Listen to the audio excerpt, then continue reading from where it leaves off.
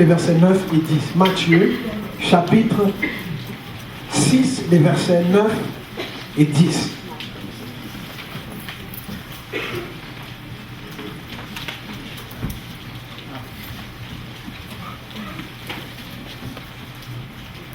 Vous êtes là? Donc je vais essayer d'être bref parce que je tiens absolument à ce qu'on prie ensemble. Okay? Avant qu'on parte, donc c'est pour ça que je ne veux pas prendre trop de temps. Je vais vous laisser partir d'ici à midi. On ne prendra pas d'otage aujourd'hui, même si on a envie de le faire. Je ne le ferai pas. Donc Matthieu 6, versets 9 et 10. Voici donc comment vous devez prier. Notre Père qui es aux cieux, que ton nom soit sanctifié, que ton règne vienne, que ta volonté soit faite sur la terre comme au ciel. Je le relis. Voici donc comment vous devez prier. Notre Père qui es aux cieux, que ton nom soit sanctifié, que ton règne vienne, que ta volonté soit faite sur la terre comme au ciel. Amen. Seigneur, bénis sa parole. Le thème des 21 jours de jeûne et prière est que ton règne vienne. Que ton règne vienne. Et ce thème-là a été inspiré par la prière de Jésus. Un jour, je priais pour l'église et le Seigneur a attiré mon attention sur le fait que plusieurs chrétiens, ou la plupart des chrétiens, et plusieurs églises prient souvent que la présence de Dieu vienne. N'est-ce pas? Qui aime la présence de Dieu? Qui a déjà goûté à la présence de Dieu? Tout à l'heure, on a eu un aperçu. Lorsque tu entres dans la présence de Dieu, c'est pas pareil que de juste chanter une chanson comme ça. C'est pas la même chose que de chanter dans une douche, même si je suis sûr que certains d'entre vous ont des expériences extraordinaires de chant sous la douche, mais c'est pas pareil que lorsqu'on est dans la présence de Dieu. On demande la présence de Dieu lorsqu'on a un temps de louange, comme tout à l'heure. On demande la présence de Dieu lorsqu'on a un temps de prière. Aussi, on veut que Dieu soit là, on veut que Dieu vienne. On demande aussi la présence de Dieu quand on traverse une situation. Moi, je me rappelle une fois, je traversais quelque chose de très difficile et je me suis réveillé dans la nuit pour aller prier parce que je n'avais pas de solution et je demandais à Dieu son aide. Je disais, mais Seigneur, aide-moi, je ne sais pas quoi faire, j'ai besoin de toi. Et vous savez ce que le Seigneur m'a dit? Il m'a dit, je suis là. Oui, il y en a qui disent Amen, mais sur le coup, moi j'étais comme, t'es là quoi? T'es là, tu vas régler mon problème? T'es là, tu vas me regarder faire? T'es là quoi? Je suis là. La présence de Dieu, c'est l'air qu'on respire. La présence de Dieu, c'est ce qui nous donne la vie. C'est pas pareil quand tu traverses une situation seul et quand tu la traverses avec le Seigneur. Moïse dit à Dieu, tu veux que je dirige ce peuple-là vers la terre promise? Plie ça. Il faut que tu envoies quelqu'un avec moi. Tu ne m'as pas dit qui tu enverras avec moi. Et Dieu lui dit, c'est dans Exode chapitre 33, je crois le verset 14, il dit, j'irai moi-même avec toi. Waouh! Quand Dieu te dit, je vais y aller moi-même, je ne vais pas envoyer un ange, je ne vais pas envoyer un homme de Dieu, je ne vais pas envoyer une équipe, je ne vais pas envoyer un SWAT, je vais envoyer moi-même. La présence de Dieu, on en a désespérément besoin. Et c'est une bonne prière de dire, Seigneur, viens, on veut ta présence. Mais il y a une prière qui est encore meilleure. Elle est meilleure parce que c'est Jésus lui-même qui nous l'a dit. Dans la Bible, on ne nous dit pas, prie que la présence de Dieu vienne, mais on nous dit dans la prière de Jésus, prie pour que le règne de Dieu vienne. Vous voyez, quand tu pries pour que la présence de Dieu vienne, essentiellement ce que tu demandes, c'est une expérience. Mais quand tu pries pour que le règne de Dieu vienne, ce que tu demandes essentiellement, c'est un territoire, c'est un royaume. Et quand Dieu te donne un territoire, un royaume, tout lieu que foule la plante de ton pied dans ce territoire-là, c'est à toi. Amen. Tu peux expérimenter la présence de Dieu et quand même avoir le diable qui te lance des flèches. Mais quand tu es dans ton territoire, dans ton royaume, le diable s'y aventure à ses risques et périls. Je prie pas seulement pour sa présence, je prie pour son royaume. Et quand Dieu nous donne un territoire, quand Dieu établit son règne, son royaume, il met à notre disposition les cieux, les ressources divines pour protéger ce territoire-là et pour nous rendre capables d'exercer l'autorité et le mandat que nous avons reçu. Seigneur, on veut ta présence, mais on ne veut pas juste des expériences.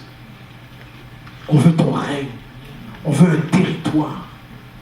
Et vous savez, le territoire que Dieu nous donne n'est pas à l'intérieur de ces murs. C'est des beaux murs. C'est bien décoré. Mais ce n'est pas ici le territoire. Le territoire, il est à l'extérieur. Ici, c'est le temple. Le temple est dans un territoire géographique. Et dans ce territoire, il y a des gens. Vous saviez qu'il y a des gens qui on vous l'a dit.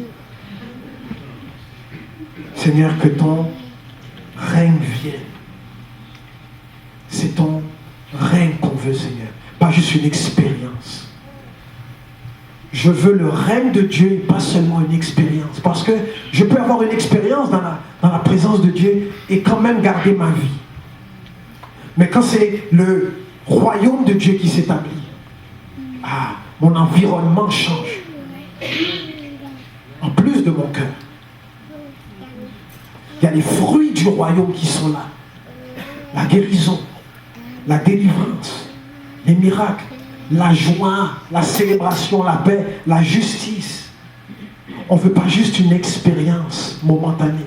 On ne veut pas juste une expérience du dimanche. On veut le règne de Dieu. Du lundi au dimanche. On veut plus qu'une expérience. On veut le royaume de Dieu. Seigneur, que ton règne vienne. Que ton règne vienne.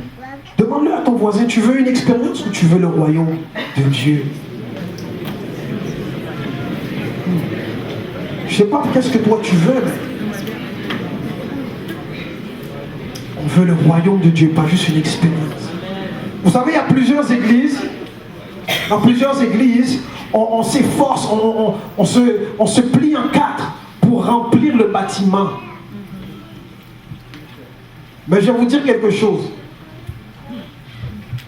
Pendant que nous, on essaye de tout faire pour remplir le bâtiment, Dieu, lui, il essaye de remplir la ville. Ton bâtiment est trop petit pour ce que Dieu veut faire. C'est gentil d'avoir un bâtiment. Mais si pour toi, l'œuvre de Dieu, la vie de Dieu, ça se passe ici, tu vas passer à côté de quelque chose. Tu vas passer à côté de la vision de Dieu. Tu vas passer à côté du rêve de Dieu. Dieu, son but dans la vie, c'est pas de remplir ton bâtiment, c'est de remplir la ville de sa gloire, de sa présence. Parce que le royaume, c'est un territoire qui va au-delà des 4 murs de nos églises. Même si les églises sont belles. Le quartier dans lequel se trouve l'église Gospel Vie s'appelle... Non. Je ne vais pas répéter ce que tu as dit. C'est le quartier Centre-Sud. Ok là? C'est le quartier... Il y en a qui se disent, mais qu'est-ce qu'il a dit? Non, je ne le répéterai pas. C'est le quartier Centre-Sud. Et Dieu veut faire quelque chose dans ce quartier. Cette semaine, je priais pour le quartier Centre-Sud et vous savez ce que j'ai demandé à Dieu? Je priais, j'avais les yeux fermés et j'imaginais tous les résidents du quartier et je pouvais les voir dans mon esprit. Et puis j'ai dit, Seigneur, guérissons-les tous. On laisse personne pour le diable. On prend tout, tant pis pour lui. Guérissons-les tous. Tous. Tous. Tous. Il y a Dieu qui peut faire ça. Moi, je ne peux pas faire ça. Dieu qui peut faire ça. Guérissons-les tous. Le diable en veut, tant pis pour lui, rien, on ne partage pas. On prend tous les âmes qui sont ici, guéris-les, délivre-les, baptise-les, remplis Remplis-les, sauve-les. On les veut tous. Tous. C'est le territoire que Dieu veut nous donner. Pas juste une expérience. Pas juste une expérience. Et si on veut voir le règne de Dieu, il y a des principes. Il y a des principes. Quand Jésus dit, je vous ai donné les clés du royaume, il parle de principes qu'il faut comprendre, des clés qu'il veut nous donner, des révélations qu'il veut nous donner pour comprendre comment amener son royaume, comment étendre son royaume. Et nous, on a reçu ces révélations-là. Dans la prière de Jésus, qui est appelée le Notre Père, j'aime comment ça commence. Il dit notre. Notre. Il ne dit pas mon, il ne dit pas ton, il ne dit pas leur, il dit notre. Dans le notre, il y a un appel à l'unité. Ce n'est pas seulement mon, c'est pas seulement ton, c'est notre Père. Notre Père. Cette prière-là commence avec une notion d'unité. Parce que lorsque Jésus l'enseigne, il ne parle pas à un individu, il parle à un groupe de personnes. Il parle à un groupe. Donc il nous appelle à prier collectivement, prier en communauté comme une seule personne. J'ai toute la semaine pour prier pour moi. Mais quand on se réunit, lorsqu'on se rassemble, je prie pour nous. Je prie pour nous. Et donc l'idée, c'est de ne pas être dans sa bulle quand on se rassemble. Il faut penser à l'autre. Ce que je demande à Dieu, il faut que ça le bénéficie aussi. On ne peut pas se réunir et je demande quelque chose qui ne profite qu'à moi. Ça veut dire que je n'ai pas compris le notre Père. Dieu vient là où il y a l'unité d'abord, pas la division. Notre Père qui est aux cieux. Il dit dans 1 Chronique, chapitre 7, si mon peuple, sur qui est invoqué mon nom, s'humilie, prie et cherche ma face. Et après, il dit plus loin, et je guérirai son pays. Il ne dit pas, je guérirai les gens qui sont dans le temple. Je guérirai les chrétiens qui viennent aux jeûnes et prières. Non, il dit, je guérirai le pays. Seigneur, guérissons-les tous. Si mon peuple, il ne parle pas de l'individu là. Il ne dit pas si René Arthur s'humilie, prie et cherche ma face. Même si ce serait bien, René Arthur, tu t'humilies et que tu cherches la face de Dieu.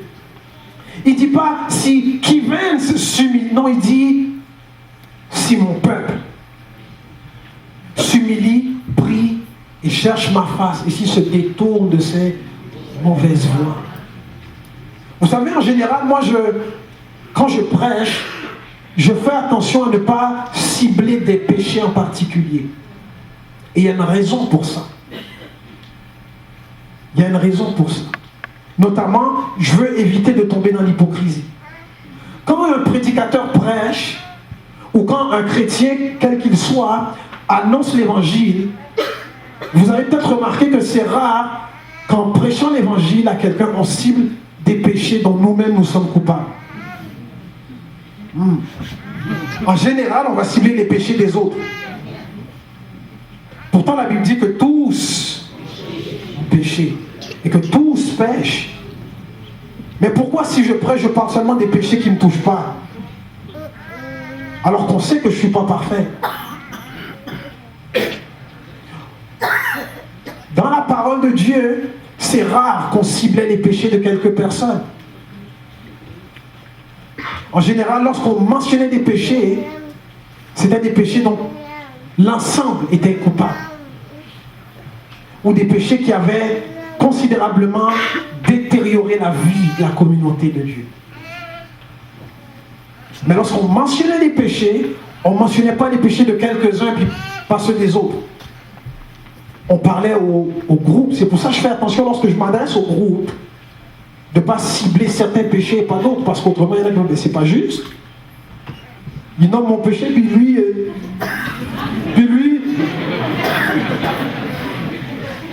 Ben oui. Ben oui. Ça ne veut pas dire que si je parle à quelqu'un un à un et que Dieu me montre quelque chose, que je suis au courant, on ne va pas parler de sa situation. Mais lorsque je parle au groupe, il y a trop de péchés ici pour que je les nomme tous. Ouch. Le Seigneur vous aime. Vous savez ça? Le Seigneur vous aime. Si mon peuple, sur qui est invoqué mon nom, s'unit, prie et cherche ma face. Nous avons tous besoin de nous humilier, de prier et de chercher sa face. C'est vrai ou pas? Amen. Nous avons tous besoin. Notre Père. Notre Père. Jésus dit Père, et ça c'était nouveau. Vous savez, parce que avant la venue de Jésus, on appelait Dieu Éternel, Dieu des armées, Jéhovah Jireh, Jéhovah Rapha, Jéhovah Nissi. Et Jésus, il arrive et dit Notre Père. Ok, ça c'est nouveau. Il y a des gens au Québec qui appellent Dieu le bon Dieu. Oui, mais bon. Le bon Dieu. Nous, on dit papa. Ouais. C'est notre papa. Est-ce que c'est ton papa? Si tu ne le connais pas comme ça à partir d'aujourd'hui, je te souhaite que ça change et que tu connaisses Dieu, non pas juste comme le bon Dieu, mais comme ton papa. Parce que l'amour que Dieu a pour toi est infini. Parfois, mes enfants, ils se chicanent un petit peu. Kiara Jane, ma plus vieille, elle dit « Papa m'aime plus parce que je suis la première et il m'a aimé plus longtemps que vous. » Elle, la plus petite, elle dit « Ah, papa m'aime plus parce que je suis la plus petite et que je suis plus mignonne que vous. » Ok. Et puis Jacob débarque et dit vous l'avez pas les filles. Papa m'aime plus parce que je suis le seul gars. Et quand il me demande de trancher, moi je dis vous avez tous raison. Je vous aime tous plus. Ce matin, je veux que tu saches qu'il est notre Père et qu'il nous aime tous plus. Est-ce qu'il y a quelqu'un? Est-ce qu'il y a quelqu'un ce matin qui ne connaît pas Dieu comme son papa? Il y a des gens ici qui ont grandi sans père. Il y en a qui ont grandi avec un père, mais qui leur a fait du mal ou qui était absent. Ils ont une conception du père déformée par l'expérience négative qu'ils ont eue, à cause de l'absence du Père ou d'une présence toxique du Père. Et ce matin, Dieu peut guérir ton cœur. Dieu peut rétablir l'image du Père dans ton cœur, dans ton esprit, et te faire goûter à sa bonté. Notre Père qui est aux cieux. Ce n'est pas n'importe quel Père. Lorsqu'on parle d'un Père terrestre qui est rendu aux cieux, c'est parce qu'il est parti. Il n'est plus là, il ne peut plus rien faire pour nous. Mais ce Père-là, qui est aux cieux, c'est un Père pour qui rien n'est impossible. Vous savez que la Bible nous dit que les choses visibles proviennent des choses invisibles. Donc que Dieu soit esprit, c'est une bonne chose. Parce que là d'où proviennent les sources de notre monde, c'est là où il est. Et donc lorsqu'on appelle Père céleste, ou notre Père qui est dans les cieux, ça veut dire qu'il n'y a rien qu'il ne peut pas nous donner. Non seulement il a accès à toutes les ressources dont nous avons besoin, il est toute la ressource dont nous avons besoin. Il n'existe pas un bon père qui ne prend pas bien soin de ses enfants. Si tu es triste triste, il peut te consoler. Si tu es blessé, il va prendre soin de toi. Si tu es perdu, il va te chercher. Si vous vous querellez, il va rétablir la paix. Parce que c'est ce que fait un bon père. Quel que soit le besoin de l'enfant, un bon père va toujours en prendre soin. De quoi as-tu besoin ce matin? De quoi as-tu besoin ce matin? Quel est le vide dans ton cœur? Quel est le vide dans ta vie? Ce matin, on va l'invoquer. Notre Père qui est aux cieux. Notre Père qui est aux cieux. Est-ce qu'on peut se lever s'il vous plaît? Je vous ai promis que je n'irai pas au bout parce que je veux prier avec vous. Je crois que les personnes qui ont besoin ce matin ont entendu l'essentiel.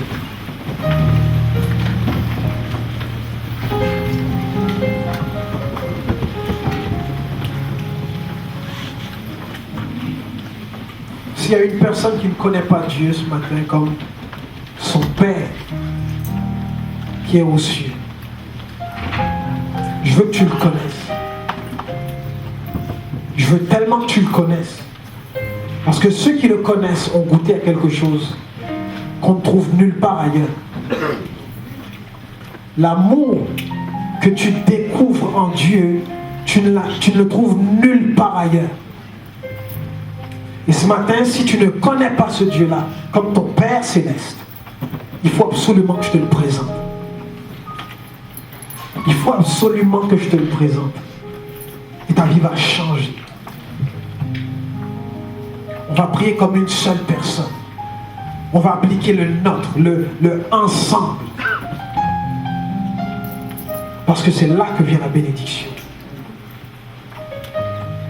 Et on va appeler des cieux notre Père et les ressources dont vous avez besoin pour guérir, pour être restauré, pour être rétabli, pour être redressé, pour être consolé. Est-ce qu'il y a besoin, est-ce qu'il y a un besoin ce matin pour lequel tu veux appeler papa? Approche. On va prendre quelques minutes ensemble. Approche.